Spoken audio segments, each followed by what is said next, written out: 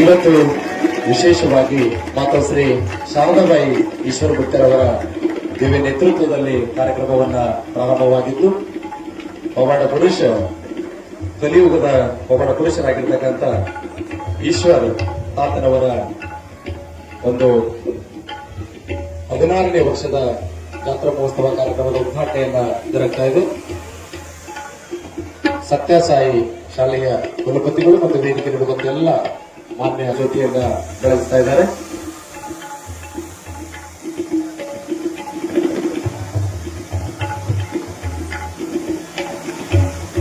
ಪವನ್ ಕುಮಾರ್ ಪಾಟೀಲ್ ಅವರು ಕೂಡ ಜ್ಯೋತಿಯನ್ನ ಬೆಳೆಸ್ತಾ ಇದ್ದಾರೆ.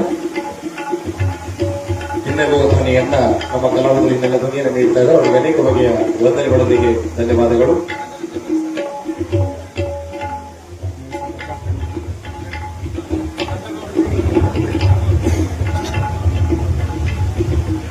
ಈಶ್ವರ ಮಹಾರಾಜ್ ಕಿ. ಕೆಲವು ಜನ ಅಂದಿರಿ, ಕೆಲವು ಜನ ಅಂದಿಲ್ಲ. ಟೈಮ್ 10 ನಿಮಿಷ ಮುಗಿಸೇ ಬಿಡ್ತೀನಿ. ಯಾರ್ಯಾರು ಹಣಿ ಬರದೊಳಗೆ ದೇವರು ಬರ್ದಾನ ಅವ್ರು ಜೈಕಾರ ಹೊಡಿತಾರ, ಯಾರ್ಯಾರು ಹಣಿ ಬರ್ದಾಗ ಬರ್ದಿಲ್ಲ ಅವ್ರು ಹೊಡೆಯಂಗಿಲ್ಲ. ಈಶ್ವರಲಿಂಗೇಶ್ವರ ಮಹಾರಾಜ್ ಕಿ.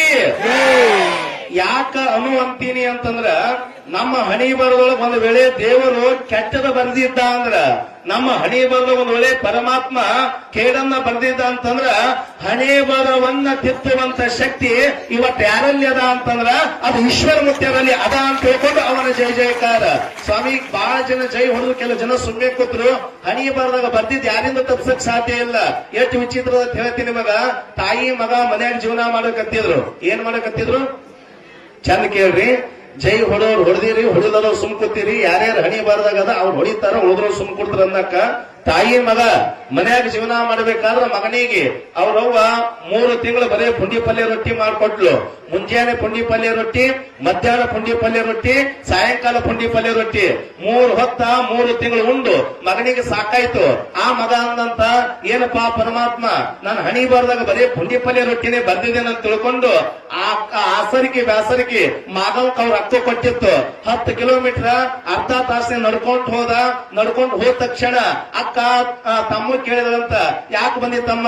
ಯಾಕ ಸುಮ್ನೆ ಬಂದಿನಂದಾಗ ಅಪರೂಪಕ್ಕೆ ತಮ್ಮ ಬಂದ ಅಂತ ತಿಳ್ಕೊಂಡು ಕಾಲ್ ತಕೋಕ್ ಬಿಸಿನೀರು ಕೊಟ್ಲು, ಮುಖ ಒರ್ಸ್ಕೋಕ್ ವಸ್ತ್ರ ಕೊಟ್ಲು, ಮಣಿ ಹಾಕಗಳು, ಹನಿ ಹಚ್ಕೋಕ್ ವಿಭೂತಿ ಕೊಟ್ಲು. ಇಷ್ಟೆಲ್ಲ ನಮ್ಮ ಅಕ್ಕ ವ್ಯವಸ್ಥೆ ಮಾಡಕತ್ತಾಳ ಅಂದ್ರ ಊಟ ಸ್ಪೆಷಲ್ ಇರ್ಬೋದು ಅಂತ ತಿಳ್ಕೊಂಡು ಹಿಕ್ಕಿ ಕೂತಿದ್ದ. ಮಣಿ ಮ್ಯಾಗ ಅವಾಗ ಹಿಕ್ಕಿ ಕೂತಿದ್ದ. ಅಕ್ಕೇನು ಮಾಡಿದಳು, 2 ರೊಟ್ಟಿ ಪುಂಡಿ ಪಲ್ಯ ತಂದಿದ್ಲು. ಅಕ್ಕ 2 ರೊಟ್ಟಿ ಪುಂಡಿ ಪಲ್ಯ ತಂದಿಟ್ಲು. ಅವಾಗ ಅಕ್ಕಗ ತಮ್ಮಂದಂತ, ಯಾಕ ಅವ್ವ 3 ತಿಂಗಳ ಆ 3 ಹೊತ್ತ ಪುಂಡಿ ಪಲ್ಯ ಮಾಡಿ ಮಾಡಿ ಮಾಡಿ ಹಾಕಿ ಸಾಕಾಗ್ಯದ.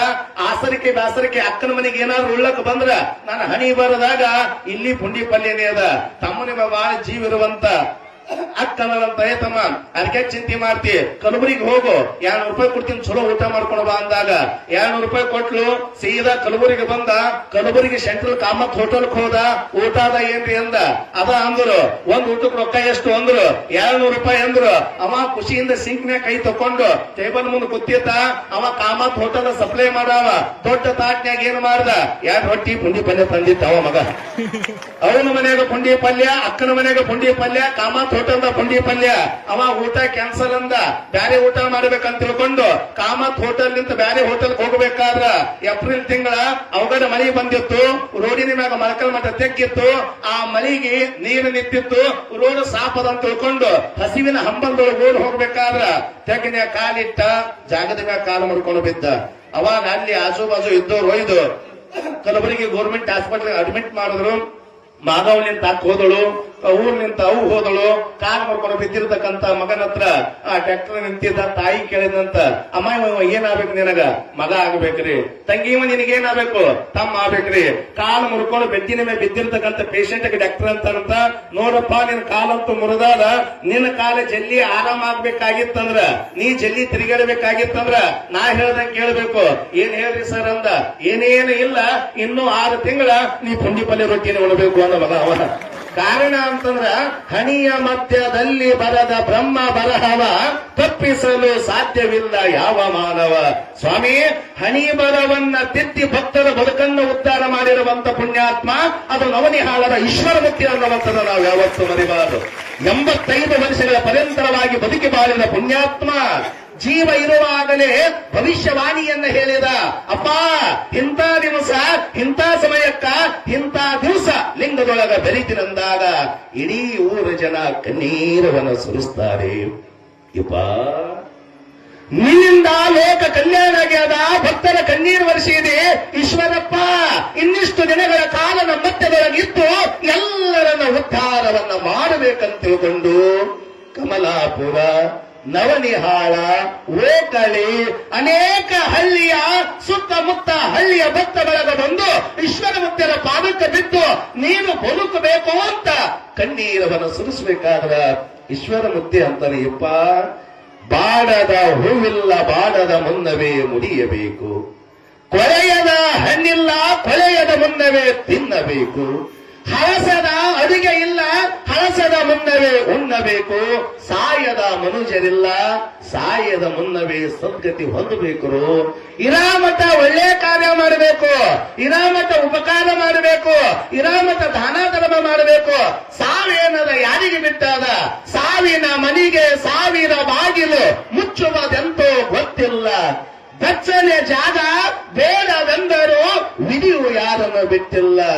ಅರಸನಾಗಿ ನಡೆದರೇನು, ತಿರುಕನಾಗಿ ತಿರುಗಿದರೇನು, ಸಾವ ಯಾರನ್ನು ಬಿಟ್ಟಿಲ್ಲ, ಬಿಡುವಂತದಲ್ಲ.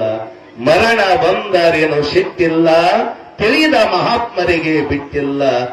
ಬಿಂಬದಲ್ಲಿ ಇರುವ ಜೀವ ಕಂಬಸೂತ್ರ ಗೊಂಬೆಯಂತೆ ಎಂದಿಗಾದರೊಂದು ದಿನ ಸಾವು ತಪ್ಪದು ಮನುಜ. ಲಿಂಗದೊಳಗೆ ಬೆರಿತಿನನ್ನುವಂತ ವಿಚಾರವನ್ನ ಯಾವಾಗ ಭಕ್ತ ಬಳಗಕ್ಕೆ ಹೇಳಬೇಕಾದ್ರ ಸುತ್ತಮುತ್ತ ಇರುವಂತ ಎಲ್ಲ ಜನ ಕಣ್ಣೀರು ಸುರಿಸ್ತಾರೆ. ಇಪ್ಪ, ನೀ ಲಿಂಗದೊಳಗೆ ಬೆರಿತೀನಿ, ಲಿಂಗೈಕ್ಯನಾಗ್ತೀನನ್ನುವಂತ ವಿಚಾರವನ್ನ ನಮ್ಮ ಮುಂದೆ ಹೇಳಬೇಡಂತ ತಿಳ್ಕೊಂಡು ಈಶ್ವರಮೂರ್ತಿಯರ ಮುಂದೆ ಯಾಕೆ ಭಕ್ತ ಬಳಗ ಕಣ್ಣೀರು ಸುರಿಸ್ತಿದ್ರು ಅಂದ್ರ, ಮಕ್ಕಳಿಲ್ಲದವರಿಗೆ ಮಕ್ಕಳ ಸಂತಾನ ಕೊಟ್ಟಾನ, ಹೊಟ್ಟಿ ಒಳಗ ಗಟ್ಟಿಯಾದಾಗ ಅದನ್ನ ಕರಗಿಸ್ಯಾನ, ಬಡತನದಿಂದ ಬರುವಂತಾದ ಬದುಕ ಉದ್ಧಾರ ಮಾಡ್ಯಾನ. ನಾನು ಶಿವನ ಪಾದವನ್ನು ಸೇರ್ತೀನಂದಾಗ ಭಕ್ತ ಬಳಗ ಅಂತಾರೆ, ತಂದೆ ನೀನು, ತಾಯಿ ನೀನು, ಬಂಧು ನೀನು, ಬಳಗ ನೀನು, ನೀನೆಲ್ಲದ ಮತ್ತಾರು ಇಲ್ಲ ಈಶ್ವರ ಮುತ್ಯ ಅಂತ ಎಲ್ಲರೂ ಕಣ್ಣೀರವನ್ನು ಸುರಿಸುತ್ತಿರುವಂತ ಸಂದರ್ಭದೊಳಗ ಶರೀರ 85 ವರ್ಷಗಳ ಕಾಲ ಸಮಾಜಕ್ಕಾಗಿ, ಭಕ್ತರಿಗಾಗಿ, ಲೋಕ ಕಲ್ಯಾಣಕ್ಕಾಗಿ, ಗುಡಿಗುಂಡಾರ ಮಸೀದಿಗಾಗಿ ತನ್ನ ಬದುಕು ಸಮರ್ಪಣೆ ಮಾಡಿದ ಈಶ್ವರ ಮುತ್ಯರ ಆರೋಗ್ಯದೊಳಗ ಏರುಪೇರಾದಾಗ ಸೊಲ್ಲಾಪುರ ದವಾಖಾನೆಗೆ ಹೋಗ್ತಾರೆ. ಅವರ ಸಂಬಂಧಿಕರು, ಆತ್ಮೀಯರು, ಶರಣೈ ಸ್ವಾಮಿಗಳು ಅನೇಕ ಜನ ಸೊಲ್ಲಾಪುರಕ್ಕೆ ಹೋಗಿ ಆರೋಗ್ಯದ ಕಡೆಗೆ ತೋರಿಸಿದಾಗ ಸ್ವಾಮಿ ವಯೋಸಹಜ ರೀತಿ ಒಳಗ ಶರೀರ ಸಮಾಜಕ್ಕಾಗಿ, ಭಕ್ತರಿಗಾಗಿ ಹಣ್ಣು ಹಣ್ಣಾಗಿತ್ತು. ಆ ದವಾಖಾನೆ ಒಳಗ ಫಲಕಾರಿಯಾಗದೆ ಮತ್ತೆ ನವನಿಹಾಳದತ್ತ ಬರಬೇಕಾದ್ರ ಮುಂದೆ ಮುಂದೆ ಈಶ್ವರ ಮುಕ್ತಿಯವರು ಈಗಾಗಲೇ ನಿರುಗುಡಿಯ ಹವ ಮಲ್ಲಿನಾಥ್ ಮಹಾರಾಜರು ಬಂದಿರಬಹುದು ಅಂತ ಭಾವಿಸಿಕೊಂಡು ಈಶ್ವರ ಮುಕ್ತಿಯವರು, ನಾಗರಾಜ ಮುಕ್ತಿಯವರು ಗಂಜಲ ಕೇಳಿದವರು ಹೇಳಿಬಿಡ್ತೀನಿ, ಗದ್ದಲದಾಗ ಒಳ್ಳೆಯ ವಿಚಾರ ಇರುವಾಗಂಗಿಲ್ಲ. 7/3/2009 ರೇಣುಕಾಚಾರ್ಯ ಜಯಂತಿಯ ದಿನದಂದು ಸಾರಿ ಆದರೂ ಸಹಿತ ಶಾರದಾ ಮಾತೆಯರ ಮ್ಯಾಗ ಎಲ್ಲ ಭಕ್ತ ಬಳಗ ಒಪ್ಪಿಗೆ ಕೊಟ್ಟಾಗ ತಂದು ಹೊಲದಾಗ ಕಾರ್ಯವನ್ನ ಮಾಡೋಣಂದಾಗ ಅವರ ಆಜ್ಞೆ ಪ್ರಕಾರ ಹೊಲದಾಗ ತಂದು ಅಂತ್ಯಕ್ರಿಯೆಯನ್ನ ಮಾಡ್ತಾರೆ. ಮುಂದೆ 41 ದಿನಕ್ಕ ಶರಣಯ್ಯಪ್ಪವರು ಅನೇಕ ಭಕ್ತರು ಕೂಡಿಕೊಂಡು ಕೇದಾರದ ಜಗತ್ತುಗಳನ್ನು ಕರ್ಕೊಂಡು ಬಂದು ಅಗ್ನಿ ತತ್ವದ ಪುರುಷರಾಗಿರತಕ್ಕಂತ ಕೇದಾರ ಜಗತ್ತುಗಳನ್ನ ಕರ್ಕೊಂಡು ಬಂದು 41 ಒಂದು ಪಟ್ಟ ಆಗ್ತದ, ಒಂದು ಮಂಡಲ ಆಗ್ತದ. ಆ 41ನೇ ದಿನಕ್ಕ ಲಿಂಗೈಕ್ಯರಾಗಿರ್ತಕ್ಕಂಥ ಈಶ್ವರ ಮುತ್ಯರ ಮ್ಯಾಗ ಲಿಂಗವನ್ನ ಸ್ಥಾಪನೆ ಮಾಡಿರ್ತಕ್ಕಂಥ ಪುಣ್ಯಾತ್ಮ ಅದು ಕೇದಾರದ ಜಗದ್ಗುರು ಮಹಾಸನ್ನಿಧಿ ಅನ್ನುವಂಥದನ್ನ ನಾವ್ಯಾವತ್ತೂ ಮರೆಯಬಾರದು. ಕೇದಾರ ಜಗಲು ಆಶ್ರವಚನೊಳಗೆ ಹೇಳ್ತಾರೆ, ಇವತ್ತ ಬಿಡುವಿಲ್ಲದ ಕಾರ್ಯಕ್ರಮ ಹಾಗೂ ಇಲ್ಲಿ ನೆರೆದಿರ್ತಕ್ಕಂತಹ ಎಲ್ಲಾ ತಂದೆ ತಾಯಂದಿರಿಗೂ, ಹಿರಿಯರಿಗೂ ಹಾಗೂ ನನ್ನೆಲ್ಲ ಅಣ್ಣ ತಮ್ಮಂದಿರಿಗೂ ನನ್ನ ಪ್ರೀತಿಯ ನಮಸ್ಕಾರಗಳು. ಎಲ್ಲರಿಗೂ ಈಶ್ವರ ಮುತ್ಯರ ಜಾತ್ರಾ ಮಹೋತ್ಸವದ ಹಾರ್ದಿಕ ಶುಭಾಶಯಗಳು. ಭಗವದ್ಗೀತೆಯಲ್ಲಿ ಶ್ರೀಕೃಷ್ಣರು ಹೀಗೆ ಹೇಳ್ತಾರೆ, ಯದ ಅನನ್ಯಾಶ್ಚಿಂತಯಂತೋ ಮಾಂ ಯೇ ಜನ ಪರಿಯುಪಾಸತೆ ತೇಷಾದ್ ನಿತ್ಯಾಭಿಯುಕ್ತಾನಾಂ ಯೋಗಕ್ಷೇಮಂ ವಹಾಮ್ಯಹಂ ಎಂದು. ಇದರ ಅರ್ಥ ಏನಪ್ಪಾ ಅಂತಂದ್ರೆ, ಯಾರು ಆ ಶ್ರೀಕೃಷ್ಣನ ಧ್ಯಾನವನ್ನು ಯಾವಾಗ್ಲೂ ಮಾಡ್ತಾರೋ, ಯಾರು ಆ ಪರಿಉಪಾಸನೆಯನ್ನು ಯಾವಾಗ್ಲೂ ಮಾಡ್ತಾರೋ ಅವ್ರ ಯೋಗಕ್ಷೇಮವನ್ನು ನಾನು ನೋಡ್ಕೊಳ್ತೇನೆ ಎಂದು ಭಗವದ್ಗೀತೆಯಲ್ಲಿ ಶ್ರೀಕೃಷ್ಣರು ಹೇಳ್ತಾರೆ. ಆದ್ರೆ ಅದನ್ನ ನಾನು ಇಲ್ಲೇನ ಕೇಳ್ದಪ್ಪ ಅಂತಂದ್ರೆ ನಮ್ಗೆಲ್ಲ ಗೊತ್ತು ಈಶ್ವರ ಮುತ್ತನವರು ಎಷ್ಟು ಒಂದು ಭಕ್ತಿವಂತರಾಗಿದ್ರು ಮತ್ತು ಅವರ ಒಂದು ಭಕ್ತಿಗೆ ಒಲಿದು ಹಲವಾರು ದೇವರುಗಳು ಅವ್ರ ಮುಂದೆ ಪ್ರತ್ಯಕ್ಷರಾಗಿ ಆಶೀರ್ವಾದ ಮಾಡಿರ್ತಕ್ಕಂಥದ್ದು ನಾವೆಲ್ಲರೂ ಕೇಳಿದ್ದೇವೆ. ಅಂತಹ ಈಶ್ವರ ಮುತ್ತನವರು ಹುಟ್ಟಿದ್ದು ತಂದೆ ಆನಂದರಾಯರು ಮತ್ತು ತಾಯಿ ನೀಲಮ್ಮ ಅಮ್ಮನವರ ಮಗನಾಗಿ ಜನಿಸಿದರು. ಈಶ್ವರ ಮುತ್ತನವರು ಚಿಕ್ಕ ವಯಸ್ಸಿನಿಂದಲೇ ದೇವರ ಮೇಲೆ ಭಕ್ತಿಯನ್ನು ಇಟ್ಟುಕೊಂಡು ಬೆಳೆದಿದ್ದರು. ಮುಂದೆ ಅವರು ಸಂಪೂರ್ಣವಾಗಿ ದೇವರ ಕಾರ್ಯದಲ್ಲಿ ತೊಡಗಬೇಕು ಮತ್ತು ದೇವರ ಒಂದು ಧ್ಯಾನದಲ್ಲಿ ಮುಳುಗಬೇಕೆಂದಿದ್ದರು. ಆದ್ರೆ ತನ್ನ ತಂದೆಯ ಆಸೆಯನ್ನು ಈಡೇರಿಸುವುದಕ್ಕಾಗಿ ತಾಯಿ ಶಾರದಾಬಾಯಿ ಅಮ್ಮನವರನ್ನು ಮದುವೆ ಆದರು. ನಾನು ಈಶ್ವರ ಮುತ್ತನವರ ಒಂದು ಹಾಡುಗಳನ್ನು ಕೇಳ್ತಿರ್ಬೇಕಾದ್ರೆ ನನಗೆ 3 ಸಾಲುಗಳು ತುಂಬಾ ಮನಸ್ಸಿನಲ್ಲಿ ಪ್ರಭಾವ ಬೀರಿತ್ತು ಮತ್ತೆ ನನಗೆ ತುಂಬಾ ಇಷ್ಟವಾಯಿತು. ಆ 3 ಸಾಲುಗಳು ಯಾವ್ದಪ್ಪ ಅಂತಂದ್ರೆ, ಭೋಗದ ಜೀವನಕ್ಕೆ ಹೋಗದೆ ನೆಪದ ಸಂಸಾರವಾಗೈದೆ ಜಪ ತಪದೊಳಗೆ ತಲ್ಲೀನನಾದೆ. ಈ 3 ಪದಗಳು ನಮಗೆ ಕೇಳಲು ತುಂಬಾ ಸರಳವೆನಿಸುತ್ತೆ, ಆದ್ರೆ ನಮ್ಮ ಜೀವನದಲ್ಲಿ ಇದನ್ನ ಪಾಲಿಸಬೇಕಾದ್ರೆ ಅಷ್ಟೇ ಕಷ್ಟಕರವಾಗಿದೆ. ಇದು ಸಾಮಾನ್ಯ ವ್ಯಕ್ತಿಗಳು ಪಾಲಿಸಲು ಸಾಧ್ಯವೇ ಇಲ್ಲ. ಯಾರು ನಮ್ಮ ನಿಜ ಜೀವನದ ಅರ್ಥವನ್ನು ಮಾಡ್ಕೊಂಡಿರ್ತೀವೋ ಆವಾಗ ಮಾತ್ರ ನಾವು ಈ 3 ತತ್ವಗಳನ್ನು ಪಾಲನೆ ಮಾಡಬಹುದು ಅಂತ ಹೇಳ್ತೇನೆ. ಏನಕ್ಕಪ್ಪ ಈ ರೀತಿಯಾಗಿ ಹೇಳ್ತಿದ್ದೀನಿ ಅಂತಂದ್ರೆ, ಶಂಕರಾಚಾರ್ಯರು ಭಜಗೋವಿಂದಂನಲ್ಲಿ ಹೇಳ್ತಾರೆ, ಪುನರಪಿ ಜನನಂ ಪುನರಪಿ ಮರಣಂ ಪುನರಪಿ ಇಹ ಸಂಸಾರೇ ಬಹುದುಸ್ತಾರೆ ಅಂತ ಹೇಳಿ. ಅಂದ್ರೆ ಈ ಜನನ ಮರಣ ಅಂತಕ್ಕಂಥದ್ರಲ್ಲಿ ನಾವು ಮುಳುಗಿದ್ದೇವೆ. ಈ ಒಂದು ಭವಬಂಧನದಲ್ಲಿ, ಈ ಸಂಸಾರ ಅಂತಕ್ಕಂಥ ಭವಬಂಧನದಲ್ಲಿ ಬಿಟ್ಟು ನಾವು ನಿಜ ತತ್ವವನ್ನೇ ಮರ್ತಿದ್ದೇವೆ. ನಾವು ಆ ಪರಮಾತ್ಮ ಸ್ವರೂಪಿಗಳಂತಕ್ಕಂಥದ್ದು ಮರ್ತಿದ್ದೇವೆ. ಇನ್ನು ಚಿದಾನಂದ ರೂಪ ಶಿವಂ ಶಿವಂ ಅಂತಕ್ಕಂಥ ಪದವೇ ನಾವು ಮರ್ತ್ಕೊಂಡ್ಬಿಟ್ಟಿದ್ದೇವೆ. ಆದ್ರೆ ಈಶ್ವರ ಮುತ್ತನವರು ಹಾಗಾಗ್ಲಿಲ್ಲ. ನಮ್ಮೊಂದಿಗೆ ಇಲ್ಲಿರ್ತಕ್ಕಂಥ ಹಲವಾರು ಜನರೊಂದಿಗೆ ಇದ್ದರು, ಮತ್ತೆ ಎಲ್ಲರೊಂದಿಗೆ ಮಾತನಾಡಿಕೊಂಡು, ಆದ್ರೆ ಈ ಒಂದು ಭೋಗದ ಜೀವನಕ್ಕೆ ಹೋಗದೆ ಈ ಒಂದು ದೇವರ ಒಂದು ಭಕ್ತಿ ಮಾರ್ಗದಲ್ಲಿ ನಡೆದರು, ದೇವರ ಕಾರ್ಯದಲ್ಲಿ ತೊಡಗಿದರು. ಎಷ್ಟು ಮಟ್ಟಿಗೆ ಈಶ್ವರ ಮುತ್ತನವರು ದೇವರ ಕಾರ್ಯದಲ್ಲಿ ತೊಡಗಿದರಪ್ಪ ಅಂತಂದ್ರೆ, ನಾನು ನನ್ನದು ನಂದು ಅಂತಕ್ಕಂಥ ಅಹಂಕಾರವನ್ನು ತೆಗೆದುಹಾಕಿ ಎಲ್ಲರೂ ನನ್ನವರು ಅಂತಕ್ಕಂಥ ಭಾವನೆಯನ್ನು ಬೆಳೆಸ್ಕೊಂಡ್ರು. ಎಲ್ಲರೂ ನನ್ನವರು ಅಂತಕ್ಕಂಥ ಭಾವನೆಯನ್ನು ಬೆಳೆಸ್ಕೊಂಡು ಎಲ್ಲಿ ದೇವರು ಕಂಡ್ರು ಈಶ್ವರ ಮುತ್ತರು ಅಲ್ಲಿ ಹೋಗಿ ದರ್ಶನವನ್ನು ಮಾಡ್ತಿದ್ರು. ಮತ್ತೆ ಅವರು ಮಧ್ಯರಾತ್ರಿಗೆ ಹೋಗಿ ಸೈಪ್ರ ಮುತ್ತನ ದರ್ಶನವನ್ನು ಮಾಡ್ಕೊಂಡು ಬರ್ತಿದ್ರಂತೆ. ಅಂತಹ ಭಕ್ತಿ ಇರ್ತಕ್ಕಂಥ ಈಶ್ವರ ಮುತ್ತನವರಿಗೆ ಒಂದು ದಿವಸ ಸೈಪ್ರ ಮುತ್ತನವರು ಪ್ರತ್ಯಕ್ಷರಾಗಿ ಆಶೀರ್ವಾದ ಮಾಡಿ ಹೇಳ್ತಾರಂತೆ, ಇನ್ ಮುಂದೆ ನೀನು ಹಾಜಿ ಮಲಂಗ್ ಬಾಬನ್ಗೆ ಹೋಗ್ಬೇಕಂತ ಹೇಳಿ ಆಶೀರ್ವಾದ ಮಾಡ್ತಾರಂತೆ. ಆಶೀರ್ವಾದ ಮಾಡಿದ್ಮೇಲೆ ಈಶ್ವರ ಮುತ್ತನವರು ಸೈಪ್ರ ಮುತ್ತೆ ಹೇಳಿರುವ ಹಾಗೇನೆ ಮುಂದೆ ಹಾಜಿ ಮಲಂಗ್ ಬಾಬನ್ಗೆ ಹೋಗಲು ಆರಂಭಿಸ್ತಾರೆ. ಈಶ್ವರ ಮುತ್ತನವರು ಎಷ್ಟು ಭಕ್ತಿಯಪ್ಪ ಅಂತಂದ್ರೆ, ಒಂದು ಸಲ ಮನೆ ಬಿಟ್ಟು ಹೋದ್ರೆ ತಿಂಗಳು 2 ತಿಂಗಳು 3 ತಿಂಗಳ ಕಾಲ ಈ ದೇವಸ್ಥಾನಗಳಲ್ಲಿ ಇದ್ದುಕೊಂಡು ದೇವರ ಧ್ಯಾನವನ್ನು ಮಾಡಿಕೊಂಡು ದೇವರ ಕಾರ್ಯದಲ್ಲಿ ತೊಡಗುತ್ತಿದ್ರಂತೆ. ಹಾಗೆ ಹಾಜಿ ಮಲಂಗ್ ಬಾಬನ್ಗೂ ವರ್ಷ ಗಂಟಲೆ ಹೋಗ್ತಾರೆ. ಹೋದಂತ ಸಂದರ್ಭದಲ್ಲಿ ಒಂದು ಸಲ ಏನಾಗುತ್ತಪ್ಪ ಅಂತಂದ್ರೆ, ಹಾಜಿ ಮಲಂಗ್ ಬಾಬನವರು ಒಂದು ಈಶ್ವರ ಮುತ್ತನವರು ದರ್ಶನವನ್ನು ಮಾಡ್ಕೊಂಡಿದ್ದೇವೆ. ಇದು ಏನಕ್ಕೆ ಹೀಗಾಯ್ತು ಅಂತ ನಾನು ಒಂದು ತಿಳ್ಕೊಂಡು ಯೋಚನೆ ಮಾಡ್ತಿರ್ಬೇಕಾದ್ರೆ ನನಗೊಂದು ಸ್ಟೋರಿ ನೆನಪಿಗೆ ಬಂದಿತ್ತು, ಒಂದು ಕಥೆ ನೆನಪಿಗೆ ಬಂದಿತ್ತು. ಆ ಕಥೆ ಯಾವ್ದಪ್ಪ ಅಂತಂದ್ರೆ, ಒಂದು ದಂಪತಿಗಳ ಮನೆಗೆ ಮಾವು ಬಂದಿರ್ತಾರಂತೆ, ಅಂದ್ರೆ ಹೆಂಡತಿಯ ತಂದೆ ಬಂದಿರ್ತಾರಂತೆ. ತನ್ನ ತಂದೆ ಬಂದಿರ್ತಕ್ಕಂಥ ಖುಷಿಯಿಂದಾಗಿ ಮಗಳು ಹೋಗಿ ಚಾ ಮಾಡಕ್ ಹೋಗ್ತಾಳಂತೆ. ಅಡಿಗೆ ಮನೆ ಚಾ ಮಾಡಕ್ ಹೋದಂತ ಸಂದರ್ಭದಲ್ಲಿ ಮನೇಲಿ ಚಾಪತಿ ಖಾಲಿಯಾಗಿರುತ್ತಂತೆ. ಚಾಪತಿ ಖಾಲಿಯಾಗಿದೆ ಅಂತ ಹೇಳಿ ಗಂಡನ್ ಕಾತ್ ಹೇಳ್ತಾರಂತೆ, ಚಾಪತಿ ಖಾಲಿಯಾಗಿದೆ, ನನ್ನ ತಂದೆ ನಾನು ಚಾ ಮಾಡ್ಕೊಡ್ಬೇಕು, ಚಾಪತಿ ತಂದ್ಕೊಡಿ ಅಂತ ಕೇಳ್ತಾರಂತೆ. ಚಾಪತಿ ತರಬೇಕಂತ ಪಾಪ ಗಂಡ ಹೊರಗಡೆ ಹೋಗ್ತಾನೆ. ಅವತ್ತು ದಿವಸ ಅಂಗಡಿಯಲ್ಲಿ ಎಲ್ಲ ಮುಚ್ಚಿರುತ್ತಂತೆ. ಇವನಿಗೆ ತುಂಬಾ ಚಿಂತೆ ಆಗ್ಬಿಡುತ್ತೆ, ಇವಾಗ ನನ್ನ ಮನೆ ಚಾಪತಿ ತಗೊಂಡು ಹೋಗಿಲ್ಲ ಅಂತಂದ್ರೆ ನನ್ನ ಹೆಂಡತಿ ಬೈತಾಳಪ್ಪ ಅಂತ ಹೇಳಿ ತುಂಬಾ ಚಿಂತೆಗೀಡಾಗಿರ್ತಾನೆ. ಒಂದ್ ಗಿಡ ಬಿಡು ಕುತ್ಕೊಂಡು ಚಿಂತೆ ಮಾಡ್ತಿರ್ತಾನಂತೆ.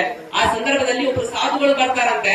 ಆ ಕಡೆ ಸಾಧುಗಳು ಬಂದು ಕೇಳ್ತಾರಂತೆ, ಏನಾಯ್ತು, ಏನ್ ಇಷ್ಟೊಂದು ಚಿಂತೆ ಮಾಡ್ತಿದ್ಯಾ ಅಂತ ಕೇಳಿದಾಗ ಅವಾಗ ಮನುಷ್ಯ ಹೇಳ್ತಾನಂತೆ, ಇವತ್ತು ನಮ್ಮ ಮನೆಗೆ ಮಾವ ಬಂದಿದ್ದಾರೆ, ಅವ್ರಿಗೆ ನಾವು ಚಾ ಮಾಡ್ಕೊಡ್ಬೇಕಂದ್ರೆ ಮನೇಲಿ ಚಾಪತಿ ಇಲ್ಲ, ಇವಾಗ ನಾನು ಚಾಪತಿ ಹೋಗಿಲ್ಲ ಅಂದ್ರೆ ನನ್ನ ಹೆಂಡತಿ ಬೈತಾಳೆ, ನಾನು ಏನ್ ಮಾಡ್ಲಿ ಅಂತ ಕೇಳಿದಾಗ ಆ ಸಾಧುಗಳು ಹೇಳ್ತಾರಂತೆ, ಅಲ್ಲ ಕಣೋ ನೀನ್ ಕುಂತಿರೋದು ಕಲ್ಪ ವೃಕ್ಷದ ಕೆಳಗೆ, ನೀನ್ ಏನ್ ಕೇಳ್ತು ಆ ಗಿಡ ನಿನಗೆ ಅದು ಕೊಟ್ಬಿಡುತ್ತೆ, ನಿನ್ಗೆ ಏನ್ ಬೇಕು ಕೇಳು ಅಂತಂದಾಗ ಆ ಮನುಷ್ಯ ಕೇಳ್ತಾನಂತೆ, ನನಗೆ ಒಂದಿಷ್ಟು ಚಾಪತಿ ಕೊಡು ಅಂತ ಕಲ್ಪ ವೃಕ್ಷ ಕೇಳ್ತಾನಂತೆ. ನೋಡಿ ಎಂತ ಒಂದು ಮಾಯದ ಲೋಕದಲ್ಲಿ ನಾವು ಇದೀವಪ್ಪ ಅಂತಂದ್ರೆ, ನಮ್ಮ ನಿಜ ತತ್ವವನ್ನು ನಾವು ಮರ್ತಿದ್ದೇವೆ. ನಾವು ಆ ಶಿವನ ಸ್ವರೂಪಿಗಳಂತಕ್ಕಂಥದ್ದು ಮರ್ತಿದ್ದೇವೆ. ಚಿದಾನಂದ ರೂಪ ಶಿವಂ ಶಿವಂ ಅಂತಕ್ಕಂಥ ಪದವಂತೂ ನಮ್ಗೆ ನೆನಪಿಗೆ ಬರೋದಿಲ್ಲ. ಬಂದ್ರು ಕೂಡ ನಾವು ಅದನ್ನ ಅಭ್ಯಾಸ ಮಾಡ್ಕೊಳ್ಳೋಕೆ ಸಾಧ್ಯವಾಗೋದಿಲ್ಲ. ಆದ್ರೆ ಈಶ್ವರ ಮುತ್ತನವರು ನಮ್ಮೊಂದಿಗೆ ಇದ್ರು ಕೂಡ ಆ ದೇವರ ಒಂದು ಅವರ ನಿಜ ತತ್ವವನ್ನು ಅರಿತಿದ್ರು. ಅವರ ನಿಜ ತತ್ವವನ್ನು ಅರಿತು ಅವರು ಸಂಪೂರ್ಣವಾಗಿ ದೇವರ ಕಾರ್ಯದಲ್ಲಿ ತೊಡಗಿದರು. ದೇವರ ಕಾರ್ಯದಲ್ಲಿ ತೊಡಗಿ ಮುಂದೆ ದೇವರ ಗುಡಿಗಳನ್ನು ಕಟ್ಟಲು ಆರಂಭಿಸಿದರು. ಗುಡಿಗಳು ಕಟ್ಟಕ್ಕಂತ ಸಂದರ್ಭದಲ್ಲಿ ಈಶ್ವರ ಮುತ್ತರ ಭಾವನೆ ಯಾವ ರೀತಿಯಾಗಿತ್ತಪ್ಪ ಅಂತಂದ್ರೆ, ಈಶ್ವರ ಮುತ್ತರು ಯಾವುದೇ ಒಂದು ಜಾತಿ ಧರ್ಮ ಅಥವಾ ಯಾವುದೇ ಒಂದು ಪಂಗಡಕ್ಕೆ ಸೀಮಿತವಾಗಿರ್ತಕ್ಕಂಥವ್ರಲ್ಲ. ಈಶ್ವರ ಮುತ್ತರು ಅಂದ್ರೆ ಎಲ್ಲರಿಗೂ ಸಮಾನವಾಗಿರ್ತಕ್ಕಂಥವ್ರು. ಈಶ್ವರ ಮುತ್ತರು ಎಲ್ಲ ಧರ್ಮವನ್ನು ಸಮನಾಗಿ ಕಂಡರು, ಎಲ್ಲರನ್ನು ಸಮನಾಗಿ ಕಂಡರು. ಯಾರನ್ನು ಕೂಡ ಮೇಲು ಕೀಳು ಅಂತಕ್ಕಂಥ ಭಾವನೆಯನ್ನು ಅರಿಯದ ಮುತ್ತರು ಈಶ್ವರ ಮುತ್ತರಾಗಿದ್ದರು ಅಂತ ಹೇಳಕ್ ಇಷ್ಟಪಡ್ತೇನೆ. ಇಷ್ಟೊಂದು ಭಕ್ತಿ ಇರ್ತಕ್ಕಂಥ ಈಶ್ವರಮೂರ್ತಿಯವರು ಮುಂದೆ ಒಂದು ಸುಭಾಷಿತನಲ್ಲಿ ಹೇಳ್ತಾರೆ, ಏನಪ್ಪಾ ಅಂತಂದ್ರೆ ಆಕಾಶಾತ್ ಪತಿತಂ ತೋಯಂ ಯಥಾಗಚ್ಚತಿ ಸಾಗರಂ ಸರ್ವದೇವ ನಮಸ್ಕಾರ ಕೇಶವಂ ಪ್ರತಿಗಚ್ಚತಿ. ಅಂದ್ರೆ ನೀವು ಯಾವುದೇ ರೂಪ ಆಕಾರ ಇರ್ತಕ್ಕಂಥ ದೇವರನ್ನು ನೀವು ನಮಸ್ಕಾರ ಮಾಡಿದ್ರು ಕೂಡ ಅದು ಯಾವ ದೇವರಿಗೆ ಸಲ್ಲುತ್ತಪ್ಪ ಅಂದ್ರೆ ಭಗವಂತನಿಗೆ ಹೋಗಿ ಮುಟ್ಟುತ್ತೆ ಅಂತಕ್ಕಂಥದ್ದು. ಅದೇ ರೀತಿಯಾಗಿ ಈಶ್ವರಮೂರ್ತಿಯವರು ಮುಂದೆ 30 ಗುಡಿಗಳನ್ನು ಕಟ್ಟಿದ್ರು. 30 ಗುಡಿಗಳು ಕಟ್ಟುವುದಷ್ಟೇ ಅಲ್ಲದೆ 7 ದರ್ಗಗಳನ್ನು ಕಟ್ಟಿದ್ರು. ಯೋಚನೆ ಮಾಡಿ ನೋಡಿ, ನಾವು ಒಂದು ಮನೆಯನ್ನು ಕಟ್ಟಬೇಕಾದ್ರೆ 1 ವರ್ಷ 2 ವರ್ಷಗಳು ತಗೊಳ್ತೇವೆ. ಆದ್ರೆ ಈಶ್ವರಮೂರ್ತಿಯವರು 30 ಗುಡಿಗಳನ್ನು ಕಟ್ಟಿದ್ರು, ಮತ್ತೆ 7 ದರ್ಗಗಳನ್ನು ಕಟ್ಟಿದ್ರು. ಒಂದು ಇದರಲ್ಲಿ ವಿಶೇಷತೆ ಏನಪ್ಪಾ ಅಂತಂದ್ರೆ ಇಲ್ಲಿ ಇರ್ತಕ್ಕಂಥ ಊರಿನ ಜನರ ಹತ್ರ 1 ರೂಪಾಯಿ ನೀವು ಕೇಳೋದಿಲ್ವಂತೆ. ಆ ದುಡ್ಡು ಎಲ್ಲಿಂದ ತರ್ತಿದ್ರು ಅಂತಕ್ಕಂಥದ್ದು ಯಾರಿಗೂ ತುಂಬಾ ಜನ ತಿಳಿದಿಲ್ವಂತೆ. ಉದಾಹರಣೆಗೆ ಹೇಳ್ಬೇಕಂದ್ರೆ ಇಲ್ಲೇ ದೂರದಲ್ಲಿ ಕಾಣ್ತಾ ಇರ್ತಕ್ಕಂಥ ಯಲ್ಲಮಾಯಿ ಗುಡ್ಡದ ಮೇಲೆ ಇರ್ತಕ್ಕಂಥ ಗುಡಿಯನ್ನು ನೋಡಿದ್ರೆ ನಮ್ಗೆ ತುಂಬಾ ಆಶ್ಚರ್ಯವಾಗುತ್ತೆ. ಯಾಕಪ್ಪ ಅಂತಂದ್ರೆ ಒಂದು ಸಲ ನಾವು ಮೇಲ್ ಹೋಗಿ ಕೆಳಗೆ ಬಂದ್ರೆ ಸ್ವಲ್ಪ ಸುಸ್ತಾಯ್ತು ಅಂತ ಹೇಳ್ಬಿಡ್ತೇವೆ. ಆದ್ರೆ ಅಂತ ಸಂದರ್ಭದಲ್ಲಿ ಈಶ್ವರಮೂರ್ತಿಯವರು ಅಂತ ಭವ್ಯವಾದ ಗುಡಿ ಕಟ್ಟಿದ್ರಂದ್ರೆ ಅವ್ರು ಎಂತ ಭಕ್ತಿವಂತರು ಆಗಿದ್ರಂತ ಯೋಚನೆ ಮಾಡಿ. ಇಷ್ಟೊಂದು ಭಕ್ತಿ ಇರ್ತಕ್ಕಂಥ ಈಶ್ವರಮೂರ್ತಿಯವರ ಬಗ್ಗೆ ಇನ್ನೊಂದು ಕೊನೆಯದಾಗಿ ಒಂದು ಚಮತ್ಕಾರವನ್ನು ಹೇಳಕ್ ಇಷ್ಟಪಡ್ತೇನೆ. ಆ ಚಮತ್ಕಾರ ಯಾವ್ದಪ್ಪ ಅಂತಂದ್ರೆ ಈಶ್ವರಮೂರ್ತಿಯವರು ಶಿರ್ಡಿ ಸಾಯಿಬಾಬಾರವರ ಅಪ್ಪಟ ಭಕ್ತರಾಗಿರ್ತಾರೆ. ಮತ್ತೆ ಅವರು ಶಿರ್ಡಿ ಸಾಯಿಬಾಬಾವನ್ನು ಕೂಡ ಎಷ್ಟೊಂದು ಬಾರಿ ಹೋಗಿರ್ತಾರೆ. ಹೋದಂತ ಸಂದರ್ಭದಲ್ಲಿ ಅವರು 70ನೇ ವಯಸ್ಸಿನಲ್ಲಿ ಹೋದಂತ ಸಂದರ್ಭದಲ್ಲಿ ಏನಾಗತ್ತಪ್ಪ ಅಂತಂದ್ರೆ ಶಿರ್ಡಿ ಸಾಯಿಬಾಬಾರು ಪ್ರತ್ಯಕ್ಷರಾಗಿ ಆಶೀರ್ವಾದ ಕೂಡ ಮಾಡ್ತಾರಂತೆ.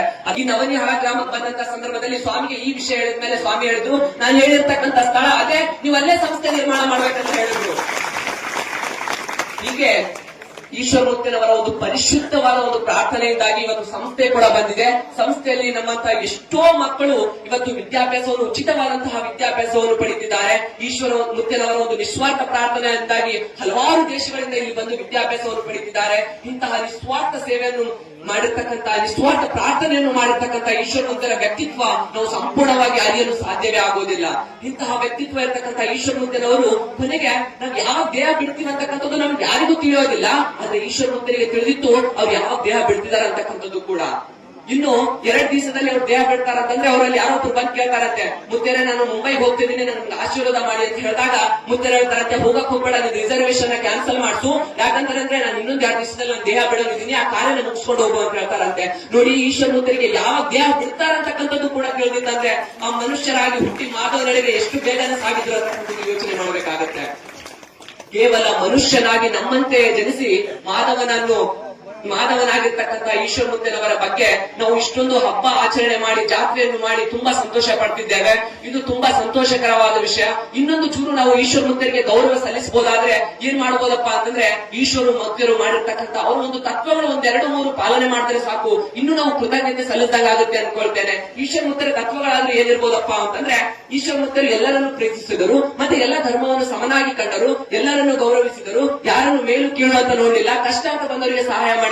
ಹೀಗೆ ನಾವು ಕೂಡ ನಮ್ಮ ಜೀವನದಲ್ಲಿ ಎಲ್ಲರನ್ನು ಪ್ರೀತಿಸೋಣ, ಎಲ್ಲರನ್ನು ಗೌರವಿಸೋಣ, ಎಲ್ಲ ಧರ್ಮವನ್ನು ಸಮನಾಗಿ ಕಾಣೋಣ, ನಮ್ಮ ಒಂದು ಕಾರ್ಯಗಳನ್ನು ಮಾಡುತ್ತಾ ನಮ್ಮ ಕೃತಜ್ಞತೆಗಳನ್ನು ಸಲ್ಲಿಸೋಣ ಅಂತ ಹೇಳುತ್ತಾ ನನ್ನ ಈ ತೊದಲು ನುಡಿಗಳನ್ನ ಇಲ್ಲಿರ್ತಕ್ಕಂಥ ಹಿರಿಯರ ಪಾದಕ್ಕೆ ಅರ್ಪಿಸುತ್ತಾ ನನ್ನ ಈ ಮಾತುಗಳನ್ನು ಮುಗಿಸುತ್ತೇನೆ.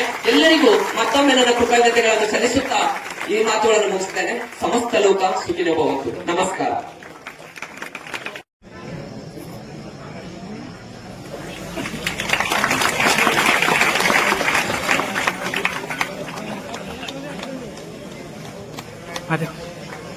ಈ ಕಾರ್ಯಕ್ರಮವನ್ನು ಕುರಿತು ಡಾಕ್ಟರ್ ಕೆ ಶ್ರೀಕರ ನಮ್ಮ ಪೂಜ್ಯ ಶ್ರೀಗಳಾಗಿರ್ತಕ್ಕಂಥ ರಶೀದ್ ತಾತನವರು ಹೇಳಿರ್ತಕ್ಕಂಥ ಮಾತು, ನಾನೇನೂ ಮಾಡಿಲ್ಲ, ನಾನೇನೂ ದೊಡ್ಡವನಲ್ಲ, ಗದ್ದಿಗೆಯಲ್ಲಿರುವಂತಹ ಈಶ್ವರ್ ತಾತನವರ ಆರ್ಡರ್ ಆಗಿದೆ, ಅವ್ರು ಬರಬೇಕು ಅಂತ ಆರ್ಡರ್ ಆಗಿದೆ. ಹಾಗಾಗಿ ಇವತ್ತು ಈ ಕಾರ್ಯಕ್ರಮಕ್ಕೆ ನಾನು ಬಂದಿದ್ದೇನೆ ಅಂತಕ್ಕಂಥ ಸಹೃದಯದಿಂದ ಹೇಳಿರ್ತಕ್ಕಂಥ ನಮ್ಮ ರಶೀದ್ ತಾತನವರು ಸಹೃದಯಗಳು. ಹುಟ್ಟು ಮುಸ್ಲಿಂ ಆದರೂ ಕೂಡ ಇವತ್ತು ತಮ್ಮ ಬಾಂಧವ್ಯದ ಜೊತೆಗೆ ಶ್ರೀಮಠದಲ್ಲಿ, ಯಾಕಂದ್ರೆ ಇಲ್ಲಿರುವಂತಹ ಜೇವರ್ಗಿ, ಶಾಪುರ್, ಸುರಪುರ ಅಷ್ಟೇ ಅಲ್ಲ, ಬೆಂಗಳೂರಿಂದ ಕೂಡ ಕೆಲವರು ಅನೇಕರು ಕಲಾವಿದರು ಕೂಡ ನಮ್ಮನ್ನ ಫೋನ್ ಮಾಡಿ ಅವರು ಅದೇನೋ ಮುಳ್ಳಿನ ಮೇಲೆ ಕೂತಿರ್ತಕ್ಕಂಥ ಅನೇಕ ದಿನಗಳ ನಿರಂತರವಾಗಿ ಅನುಷ್ಠಾನವನ್ನ ಮಾಡಿರ್ತಕ್ಕಂಥ ತಾತನವರ ಫೋಟೋನ ಕಳಿಸಿ ಚಲನಚಿತ್ರ ನಟ ನಟಿಯರು ಕೂಡ ನಮ್ಮನ್ನ ಸಂಪರ್ಕವನ್ನ ಮಾಡಿ ಈ ಸ್ವಾಮೀಜಿ ಯಾರು, ಇದರ ಸತ್ಯತೆ ಏನು ತಿಳಿದುಕೊಳ್ಳಿ ಅಂತ ಹೇಳಿದಾಗ ನಿಜವಾಗಲೂ ನಡೆದಿರ್ತಕ್ಕಂಥ ಪವಾಡವೇ ಸತ್ಯ. ಯಾಕಂದ್ರೆ ಅನೇಕ ಪೊಲೀಸ್ ಆಫೀಸರ್ಗಳು ಕೂಡ ನೇರವಾಗಿ ಹೋಗಿ ಬರಪೂಜೆಯಿಂದ ಆಶೀರ್ವಾದ ಪಡೆದುಕೊಂಡಿರ್ತಕ್ಕಂಥದ್ದೇ ಪವಾಡ ಹೇಳುತ್ತಾ. ಯಾಕಂದ್ರೆ ಅನೇಕರು ಮುಸ್ಲಿಮರು ಒಂದೊಂದ್ ಕಡೆ ಎಲ್ಲೆಲ್ಲೋ ಭಯೋತ್ಪಾದಕರಾಗಿದ್ರು ಕೂಡ ಇಲ್ಲಿ ಹಿಂದೂ ಮುಸ್ಲಿಂ ಭಾಯಿ ಭಾಯಿ ಅಂತಕ್ಕಂಥ ಮಾತನ್ನ ವೇದಿಕೆಯಲ್ಲಿ ತೋರಿಸಿಕೊಟ್ಟಿರ್ತಕ್ಕಂಥ ರಶೀದ್ ತಾತನವರು ಇವತ್ತು ಕಾರ್ಯಕ್ರಮಕ್ಕೆ ಬಂದಿದ್ದೆ. ನೇರವಾಗಿ ನಮ್ಮ ಗರ್ಭಗುಡಿಯಲ್ಲಿರ್ತಕ್ಕಂಥ ಈಶ್ವರ್ ತಾತನವರು ಜೀವಂತವಾಗಿಲ್ಲ ಅಂತ ತಿಳ್ಕೊಳ್ಳಿಕ್ ಹೋಗ್ಬೇಡ್ರಿ, ಅವರು ಜೀವಂತವಾಗಿದ್ದಾರೆ, ಪ್ರತಿಯೊಂದನ್ನು ಕೂಡ ನೋಡ್ತಾ ಇದ್ದಾರೆ. ಇವತ್ತು ಉಭಯ ಶ್ರೀಗಳ ಮಧ್ಯದಲ್ಲಿ ಕಾರ್ಯಕ್ರಮಕ್ಕೆ ಸಾಕ್ಷಿಯಾಗಿ ಈಗ ರಶೀದ್ ತಾತನವರು ಬೀದರ್ ಕಾರ್ಯಕ್ರಮದಿಂದ ಅಲ್ಲಿ ಕಾರ್ಯಕ್ರಮಕ್ಕೆ ಹೋಗ್ಬೇಕಂತ ಹೇಳ್ತಾ ಇದ್ದಾರೆ. ದಯವಿಟ್ಟು ಯಾರಾದರೂ ಗೌರವ ಸಮರ್ಪಣೆ ನಡೆತಾ ಇದೆ. ಜೋರಾದ ಚಪ್ಪಾಳೆಯನ್ನು ತಟ್ಟುವ ಮೂಲಕವಾಗಿ ಪರಮ ಪೂಜ್ಯರಿಗೆ ಭಾರತ ತಪಸ್ವಿ ಶರಣಶಂಕರಲಿಂಗ ಮಹಾರಾಜ್ ಕಿ, ಭಕ್ತ ದಿಗಂಬರೇಶ್ವರ ಮಹಾರಾಜ್. ಕಲ್ಯಾಣ ಕರ್ನಾಟಕ ಅಷ್ಟೇ ಅಲ್ಲದೆ ಏಷ್ಯಾ ಗುರುದೇವ ದತ್ತ ದಿಗಂಬರ ಮಾಣಿಕೇಶ್ವರರ ಹೃದಯ ಮನೆ ಧ್ಯಾನಿಸುತ್ತ, ಗುರುದೇವ ದತ್ತ ದಿಗಂಬರ ಶಿಖರಲಿಂಗ ಅಪ್ಪಾಜಿ ಕೂಡ ಹೃದಯ ಮನೆ ಧ್ಯಾನಿಸುತ್ತ, ಇಗ್ಗಂಡಿ ಪೆಟ್ಟವಡೆ ಅಪ್ಪಾಜಿ ಪಾದಗಳ ವಂದಿಸುತ್ತ, ಹಾಗೂ ನೋಣ ಗ್ರಾಮದ ಆರಾಧ್ಯ ದೇವರಾದಂತಹ ನಮ್ಮ ವಿಶಾಲ ಮುಕ್ತಾರಪ್ಪರ ಜೊತೆಗೆ ಮನೆಯುತ್ತ, ಹಾಗೂ ಗದರ್ಪೇಟನ ನಾಗೇಶ್ ಅಪ್ಪಾಜಿ ಅವರೇ ಹಾಗೂ ಗೋರಖನಾಥ್ ಅವರೇ, ನಮ್ಮ ಮಹಾಶ್ರಮದ ಕಾರ್ಯದಲ್ಲಿರುವಂತ ನಮ್ಮ ಶಾಸ್ತ್ರಿಗಳಾದಂತ ಶಿವಲಿಂಗ ಶಾಸ್ತ್ರಿ ಅವರೇ, ಮಂತಯ್ಯ ಸ್ವಾಮಿಗಳವರೇ, ನಮ್ಮ ಜ್ಞಾನೇಶ್ವರೇ ಹಾಗೂ ಶರಣ ಸ್ವಾಮಿಯವರೇ, ಹಾಗೂ ಸಮಸ್ತ ಮೂರ್ಣಾ ಗ್ರಾಮದ ತಾಯಿಯಂದ್ರೆ ಸದ್ಭಕ್ತರೇ, ಮುದ್ದು ಮಕ್ಕಳೇ, ನಿಮ್ಮಂತರಿನ ಚೈತನ್ಯ ಶಕ್ತಿಗೆ ಶರಣಾರ್ಥಿಗಳು.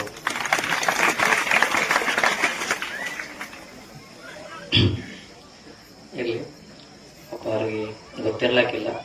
ಮೋಸ್ಟ್ಲಿ ಇವತ್ತೆಲ್ಲ ಪುರಾಣ ಕೇಳಿದಾರ, ಅಲ್ಲಿ ಇವತ್ತು ಜಾತ್ರೆ ಬಂದವ್ರ ಅಂತ ಅನ್ಸುತ್ತ ನಾನು ಮೋಸ್ಟ್ಲಿ. ಯಾಕಪ್ಪ ಅಂದ್ರೆ 5 ದಿನ ಪುರಾಣ ಕೇಳಿದ್ರಂದ್ರ ಶಾಸ್ತ್ರಿ ಹೇಳಿದ ಮಾತು ಕೇಳಿರ್ತಿರ್ಲಿ. ಯಾರಾದ್ರೂ ಶರಣಾರ್ಥಿ ಅಂದ್ರಪ್ಪ ಅಂದ್ರ ಚಪ್ಪಳೆ ಹಾಕ್ಬಾರ್ದು, ಅವ್ರಿಗೆ ಶರಣಾರ್ಥಿ ಅನ್ನೋದು ಸುಮ್ಮನೆ ಕೊಡ್ಬೇಕಿಲ್ಲ. ಯಾರಾದ್ರೂ ಮನೆ ಹತ್ರ ಬಂದ್ ನಮಸ್ಕಾರ ಅಂದ್ರೆ ಅವ್ರದ್ದು ಟಾರ್ಗೆಟ್ ಕೊಡ್ತೀರಿ, ಏನ್ ಮಾಡ್ತೀರಿ? ಪರವಾಗಿಲ್ಲ, ನಿಜವಾಗ್ಲೂ ಬಹಳ ಖುಷಿ ಆಗ್ತದ.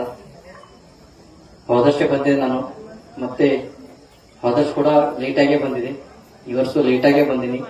ಯಾಕಪ್ಪ ಅಂದ್ರ ಮಹಾಯೋಗಿ ಮಾಣಿಕೇಶ್ವರರ ಭವ್ಯವಾದಂತ ಒಂದು ರಥ ತಯಾರು ಮಾಡ್ತಾ ಇದ್ದೇವೆ. ಆ ನಿಮಿತ್ತವಾಗಿ ಪ್ರತಿ ಹಳ್ಳಿಗೆ ಏನಪ್ಪ ಅಂದ್ರ ಪುರಾಣ ಕಾರ್ಯಕ್ರಮ ನಡೀತಾ ಇದೆ. ಹಿಂಗಾಗಿ ಏನಪ್ಪಾ ಅಂದ್ರ ಪ್ರತಿ ವರ್ಷ ಈ ಸಮಯಕ್ಕೆ ಏನಪ್ಪಾ ಅಂದ್ರೆ ಒಂದ್ ಯಾವ್ದಾರ ಒಂದು ಪುರಾಣ ಇದೇ ಇರ್ತದ. ಮೋಸ್ಟ್ಲಿ ಅಪ್ಪವರ ಮಹಾಯೋಗಿ ಮಾಣಿಕಪುರ ತೇರ್ ಆದ್ಮೇಲೆ ಏನಪ್ಪಾ ಅಂದ್ರ ಮೋಸ್ಟ್ಲಿ ಪುರಾಣ ಮುಗಿತಾ ಅವಾಗ ಏನಪ್ಪಾ ಅಂದ್ರೆ ನಾವೇ ಬಂದ್ ನಿಂತು ಯಾಕಪ್ಪ ಅಂದ್ರ ಇಲ್ಲಿ ಒಬ್ಬರು ಗುರುಗಳಾಗಿ ಬಂದಿಲ್ಲ ನಾವು, ಇಲ್ಲಿ ನಾವು ಒಬ್ಬರು ಸೇವಕಾದರೆ ಬಂದೆ ಅಂತ ಹೇಳಕ್ ಇಷ್ಟಪಡ್ತೀನಿ. ಯಾಕಪ್ಪ ಅಂದ್ರ ವಿಶಾಲ್ ಮುಕ್ತಿಯವರ ಅಪಾರವಾದ ಸೇವೆ ಮಾಣಿಕಪ್ಪವರ ಸಲಕ್ಕಾಗಿ ಬಹಳ ಅಪಾರವಾದ ಸೇವೆ ಅವ್ರು ಕೊಟ್ಟಾರ. ಅದಕ್ಕೆ ಅವ್ರ ಸೇವೆ ಕೂಡ ನಾವು ಮಾಡಬೇಕಾಗ್ಯದ. ಅದಕ್ಕಾಗಿ ಅಪ್ಪಾಜಿಯವ್ರ ಗದಿಗಿನ ನಮಸ್ಕಾರ ಮಾಡಿ ಅದೇ ಬಿಡ್ಲಿಪ್ಪ, ನಾನು ಲೇಟ್ ಆಗಿ ಹೊಂಟೀನಿ. ಇಲ್ಲಿ ಆಕ್ಚುಲಿ ಹೇಳ್ಬೇಕು, ನನ್ ಕರ್ತವ್ಯ ನಿಂತಿಲ್ಲ, ನಮ್ಮ ಇದ್ರಾಗ ಜಾತ್ರೆ ಮಾಡೋದು ನನ್ ಕರ್ತವ್ಯ. ಯಾಕಂದ್ರ ಸಾವಿರಾರು ಗುಡಿ ಕಟ್ಟ್ಯಾರ ಅವ್ರು. ಕಮಲಾಪುರ ಊರಾಗ ಏನಪ್ಪಾ ಅಂದ್ರೆ ಯಾವ್ದಾರ ಗುಡಿ ದೀಪ ಕಾಣತ್ತಪ್ಪ ಅಂದ್ರೆ ಅದು ವಿಶಾಲ ಮುಕ್ತಿಯರ ಅವ್ರಿಂದ ಹೇಳಕ್ ಇಷ್ಟಪಡ್ತೀನಿ. ಹಾಗಾಗಿ ಮಾಣಿಕಪ್ಪ ಅವ್ರ ಹೆಂಗಿದ್ರಪ್ಪ ಅಂದ್ರ ವಿಶಾಲ ಮುಕ್ತಿಯವರಪ್ಪ ಅಂದ್ರ ಕಮಲಾಪುರದಿಂದ ಬಸ್ಸಿಗೆ ಬರ್ತಿರಂತ, ಕಣ್ಣೂರ್ ಗುಡ್ಡಕ್ಕೆ ಬರ್ತಿರಂತವ್ರು. ಹಿಂಗೆ ಹಿರೇ ಕೇಳಿದ್ ನಾನು, ಬಸ್ಸಿಗೆ ಬರ್ತಿರಂತ, ಲಾಸ್ಟ್ ಬಸ್ಸಿಗೆ ಬರ್ತಿರಂತವ್ರು. ಬಂದೇ 9 ಲಾಸ್ಟ್ ಬಸ್ಸಿಗೆ ಬಂದು ಗುಡ್ಡದಾಗ ಇರ್ತಿರಂತ. ಕಂಡಕ್ಟರ್ ಅಂತ ಇರ್ತಾರೆ, ಯಪ್ಪ ಮತ್ತೆ ನಿಮ್ಮ ರೊಕ್ಕ ತಗೊಂಡು ನಾ ಏನ್ ಮಾಡ್ಲಪ್ಪ, ರೊಕ್ಕ ಬೇಡ ಅಂತ. ಮಗನ ಇದು ತಗೊಲೇಬೇಕಂತೇಳಿ ಆ ದುಡ್ಡು ಕೊಟ್ಟೆ ಇದ್ರದ ದುಡ್ಡು ಕೊಟ್ಟೆ ಮತ್ತೆ ಬಸ್ಸಿಗೆ ಬರ್ತಿರಂತವ್ರು. ಯಾವತ್ತೂ ಹಿಂಗ ನಾ ಫ್ರೀ ಹೋಗ್ಬೇಕು, ನಾ ಫ್ರೀ ಹೊರಡ್ಬೇಕು ಒಟ್ಟ ಇದ್ರಂತ ವಿಚಾರ ಮಾಡ್ರಿ. ಅವ್ರು ಎಷ್ಟು ನಿಯತ್ತಿಂದ ಏನಪ್ಪಾ ಅಂದ್ರ ಸಮಾಜ ಸೇವೆ ಮಾಡಂತ ವ್ಯಕ್ತಿ ಯಾರಾದ್ರೂ ನಮ್ಮ ವಿಶಾಖ ಮುಕ್ತಾರ ಅಂತ ಹೇಳಕ್ ಇಷ್ಟಪಡ್ತೀನಿ. ನಿಜವಾಗ್ಲು ಅವರ ದಾರಿಯನ್ನ ಸ್ವಲ್ಪ ನೋಡ್ದಪ್ಪ ಅಂದ್ರ ನಮ್ಮ ಜೀವನ ಉದ್ಧಾರ ಆಗಕ್ ಸಾಧ್ಯ ಅದ.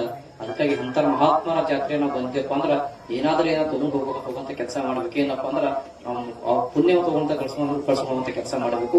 ನಮ್ಮ ಕರ್ಮ ಎಲ್ಲ ಅವ್ರ ಪಾದಕ್ಕೆ ಬಿಟ್ಟು ಪುಣ್ಯ ತಗೊಂತ ಕೆಲಸ ನಾವು ಮಾಡ್ಬೇಕಿತ್ತಪ್ಪ ಅಂದ್ರ ಬಗ್ಗಿ ಉಂಡಿ ನಿದ್ದೆ ಹೊಡೆದಲ್ಲ.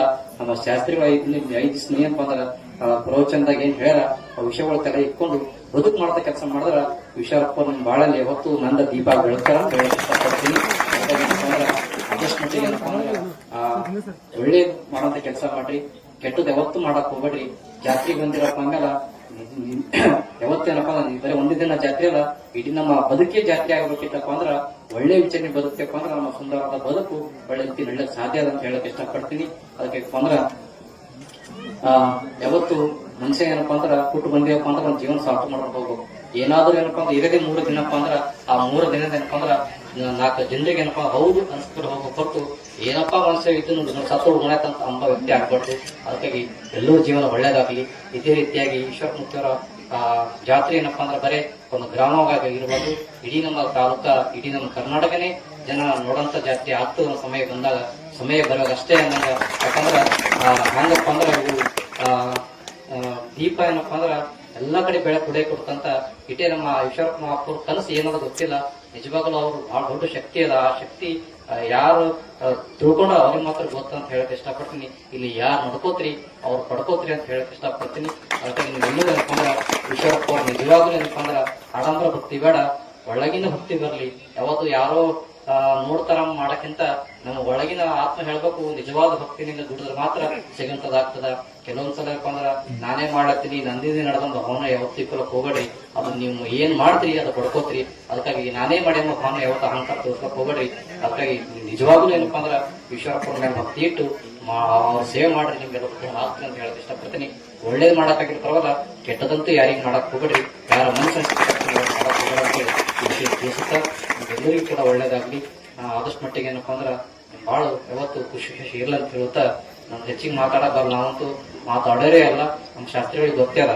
ಅವರೇ ಇವತ್ತೇ ನೋಡ್ತಿರ್ಬೇಕು ಅನ್ಸಟ್ಟೆ. ಯಾಕಂದ್ರೆ ಬಹಳ ಸಲ ಬಂದಿರ್ತಾರೆ ಅಂತ ನಾವು ಒಟ್ಟ ಮಾತಾಡ್ತಾರಲ್ಲ, ಆದ್ರೂ ಕೂಡ ಅನಿವಾರ್ಯ ಕಾರಣಕ್ಕೆ ನಮ್ಮ ಭಕ್ತ ಕುಮಾರ್ ಅವ್ರ ಅಂದ್ರ ಮಾತಾಡಕ್ ಹಚ್ಚೋರು. ನಿಜವಾಗ್ಲೂ ದೊಡ್ಡ ಯಾಂಕರಿಂಗ್ ಅವರು ಊರಿಗೆ ಬಂದಾರಂದ್ರೆ ನಿಜವಾಗ್ಲೂ ಅವನ್ಸಲ ಹೇಳಿದ್ರು, ಎಷ್ಟೇ ಬೀಜ ಇದ್ರು ಕೂಡಪ್ಪ ನಾನು ನೋಡ ಕಾರ್ಯಕ್ರಮ ಅಂತಂದ್ರೆ ಹೋಗ್ತೀನಿ. ಯಾಕಂದ್ರ ನಂಗೆ ಏನೋ ಒಂದ್ಸಲ ಹೋದಾಗ ಆಶೀರ್ವಾದ ಆಗ್ಯದ ಅಂತ ಹೇಳಂತ ಮಾತು ನಿಜವಾಗ್ಲೂ ಹೋದರ್ಸ್ ಬಂದಿದ್ದೆ ಈ ವರ್ಷ ಬಹಳ ವ್ಯತ್ಯಾಸ ಆಗ್ಯದ ಅಂತ ಹೇಳಿ ಅವರು ಕೂಡ ಮಹಾಯೋಗಿ ಮಾಡಕಪ್ಪರ ಆಶೀರ್ವಾದ, ಈಶ್ವರಪ್ಪ ಮುತ್ತರ ಆಶೀರ್ವಾದ ಅವ್ರಿಗೆ ಇಲ್ಲ ಅಂತ ಹೇಳುತ್ತಾ ಎಲ್ಲರಿಗೂ ಕೂಡ ಒಳ್ಳೇದಾಗ್ಲಿ. ನಮ್ಮ ಕಲಾವಿದರಿಗೆ ಕೂಡ ಆ ಅಪ್ಪರ ಆಶೀರ್ವಾದ ಆಗ್ಲಿ ಅಂತ ಹೇಳುತ್ತಾ ಒಂದೆರಡು ಮಾತು ಮುಗಿಸ್ಕೊಂಡು ಓಂ ಗುರುದೇವದತ್ತ. ಧರ್ಮದ ಜಾಗೃತಿಯನ್ನು ಮಾಡುವಂತಹ ಗೆಳೆಯರು ನೋಡ್ರಿ, ಅವಾಗ ಭಕ್ತಿ ಭಾವದಿಂದ ಒಂದೆರಡು ಮಾತನಾಡ್ಲಿಕ್ಕೆ ಇಷ್ಟಪಡ್ಲಿಕ್ಕತ್ತಾರ. ಅಪ್ಪವರು ನನಗೆ 2008 ಆಶೀರ್ವಾದ ಮಾಡ್ಯಾರ, ಬೋರೋ ಗಾಡಿ ನೀವು ತೋರ್ತೇಳಿ. ಏನು ಅವಾಗ ಯಾವಾಗ ಅಪ್ಪವರು ಇನ್ನು ಗಾಡಿ ಮೇಲೆ ಓಡಾಡ್ತಿದ್ರು. ಅವಾಗ ಅಪ್ಪವ್ರು ನಾವು ಡೈಲಿ ಕಾಂಟ್ಯಾಕ್ಟ್ ಆಗಿರ್ತಿದ್ವು. ಅವ್ರು ನೀವು ಒಂದಿನ ಬೋರೋ ಗಾಡಿ ತೋರ್ತಿ ನಡೆಸ್ತಿ ಅಂತ ಹೇಳಿ ಅವ್ರ ಆಶೀರ್ವಾದ ಮಾಡಿರ್ತೇಳಿ. ಇವತ್ತು 3 ಗಾಡಿ ಅವ್ರ ಆಶೀರ್ವಾದ ತಗೊಂಡಿದ್ವಿ. ಆಯ್ತು, ಇನ್ನೊಂದೇನಾದ್ರು ಗಂಡನಿಗೆ ಅಪ್ಪ ಅನ್ಸುತ್ತಾಗ ನನ್ಗೆ ಯಾವುದೇ ಒಂದು ಕಷ್ಟ ಇದ್ದಾಗಿರ್ಲಾಕ ನಾನು ಇರ್ಲಿ ಬಿಡ್ಲಿ ಅವ್ರ ಅಲ್ಲಿ ಕೂತ ಜಾಗದೊಳಗೆ ನನ್ ಕಷ್ಟ ಅವ್ರಿಗೆ ತಿಳಿತದ, ಅದು ನನ್ನ ಒಂದು ಹೆಮ್ಮೆ ಅದ. ಅಲ್ಲಿ ಗೊತ್ತಲ್ಲಿ ನನಗೆ ಆಶೀರ್ವಾದ ಮಾಡ್ತಾರ. ಅದು ಏನೇ ಇದ್ರು ಅವ್ರು ಆಶೀರ್ವಾದ ಮಾಡಿದ್ರೆ ಅಲ್ಲೇ ಅದಪ್ಪ ಶಮನ ಬರ್ತದ ಅಂತ ಆಶೀರ್ವಾದ ನನಗೆ ಎಲ್ಲ ಈ ಶ್ರೀಗಳು ಕೊಡ್ತಾರ. ಅದಕ್ಕಾಗಿ ನಾ ಏನಪ್ಪ ಅಂತಂದ್ರೆ ಯಾವಾಗಲೂ ಚಿರವಣೆ ಆಗಿರ್ತಂತೆ. ಮನತುಂಬಿ ಮಾತನಾಡಿರ್ತಕ್ಕಂಥ ವೀರೇಶ್ ಬಿರಾದರ್ ಅವರಿಗೆ ಉಭಯ ಶ್ರೀಗಳು ಸೇರಿ ಆಶೀರ್ವಾದವನ್ನ ದಯಪಾಲಿಸ್ತಾ ಇದ್ದಾರೆ. 3 ಇನ್ನೊಂದು 2 ಸೇರಿ 5 ಬೋರ್ವೆಲ್ ಕಲ್ಯಾಣ ಕರ್ನಾಟಕ ನಾಡಿನಲ್ಲಿ ಆಗ್ಲಿ ಅಂತಕ್ಕಂಥ ಅಪೇಕ್ಷೆಯನ್ನು ನಾವೆಲ್ಲರೂ ಕೇಳೋಣ. ಈಶ್ವರಲಿಂಗ ಮುತ್ತನವರ ವಿಶೇಷವಾಗಿರ್ತಕ್ಕಂಥ ಆಶೀರ್ವಾದವನ್ನಾಗಿ ಇದೀಗ ಮುಂದಿನ ಪುರಾಣದ ಸೇವೆಯಲ್ಲಿ ಹಾಲಗಡ್ಗ ಲಿಂಗ ದತ್ತನಿಗೆ ಭಕ್ತ ಪಾಲಕ ಮುಕ್ತಿದಾಯಕ ಸಂಗಮೇಶ್ವರನಿಗೆ ಭಕ್ತ ಪಾಲಕ ಮುಕ್ತಿದಾಯಕ ಸಂಗಮೇಶ್ವರನಿಗೆ ಔದುಂಬರದ ನೆರಳಲ್ಲಿ ನೆಲೆಸಿದ ವಿಶ್ವಾಂಬರನಿಗೆ ಔದುಂಬರದ ನೆರಳಲ್ಲಿ ನೆಲೆಸಿದ ವಿಶ್ವಾಂಬರನಿಗೆ ಅತ್ರಿ ಋಷಿಯ ನಸುಯ ಪುತ್ರದ ಮುತ್ತಿನ ಋತಿ ಎತ್ತಿ ಬೆಳಗುವ ಶ್ರೀ ಗುರುದತ್ತನಿಗೆ ಭಕ್ತ ಪಾಲಕ ಮುಕ್ತಿದಾಯಕ ಸಂಗಮೇಶ್ವರನಿಗೆ. ಯಾರು ವೇದಿಕೆ ಹತ್ತಬಾರದು ದಯವಿಟ್ಟು.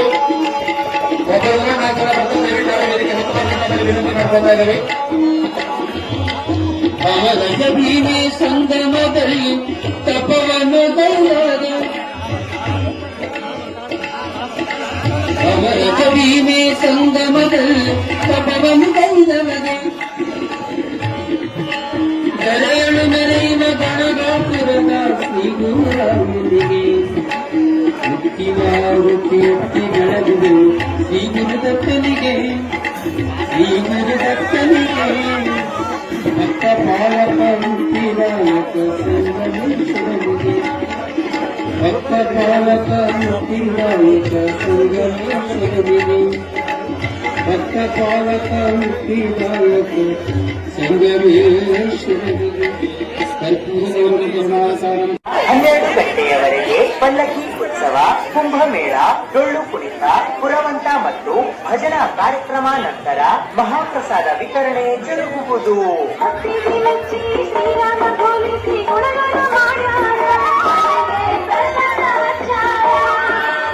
ಮಂಗಳವಾರ ದಿನಾಂಕ 11ನೇ ಮಾರ್ಚ್ 2025ರಂದು ಸಂಜೆ 6 ಗಂಟೆಗೆ ಧಾರ್ಮಿಕ ಸಭೆ ಜರುಗುವುದು.